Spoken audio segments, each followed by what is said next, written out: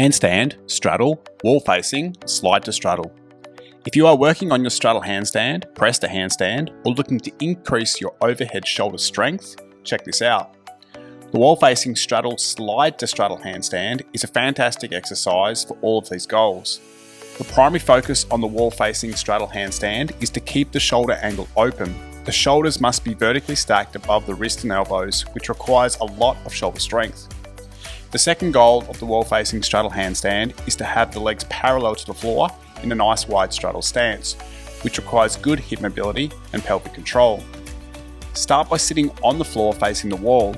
Open the legs into your widest straddle position with your feet touching the wall.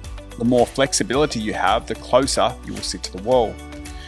Place a mark on the floor beside your hip bones. You can use chalk, a stick, or a band. This is a rough guide for placing the hands on the floor in the wall facing straddle handstand. It's a rough guide, and you'll need to experiment with this to see if you need to move the hands a little closer. It's not often that people need to move their hands further away from the wall. Next, perform a wall walk and place the palms of the hands against the mark on the floor. With the feet together and the toes pointed, contract the glutes to set a posterior pelvic tilt, PPT, while pushing the head between the arms so the eyes are vertically stacked above the mark on the floor. Push into the floor to lock the elbows and elevate the shoulders for the entire set. From here, open the legs as wide as possible, allowing the hips to move into an anterior pelvic tilt, APT. Your hips will move away from the wall as you slide your feet down the wall. You must fight to keep the shoulder angle open as the hips move away from the wall. This is where you're going to need strong shoulders.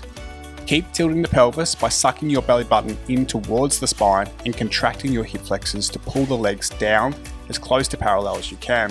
Your pancake flexibility will dictate how low you can pull the legs. If you can't reach the parallel point just yet, work the range of motion you have and continue to train your pancake flexibility.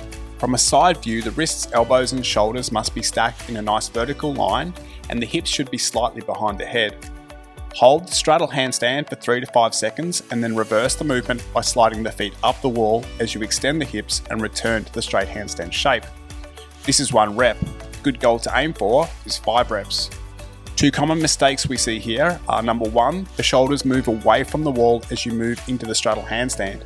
To fix this, you must push your chest towards the wall, elevate the shoulders, and keep the shoulders vertically stacked over the wrists. Number 2, the shoulders are closer to the wall than the wrists. This is a sign that your hands are too far away from the wall. To fix this, you need to move your hands closer to the wall so your wrists, elbows and shoulders are stacked in a nice vertical alignment when you're in the straddle handstand shape. It's best to film this exercise from a side view and make corrections between each set.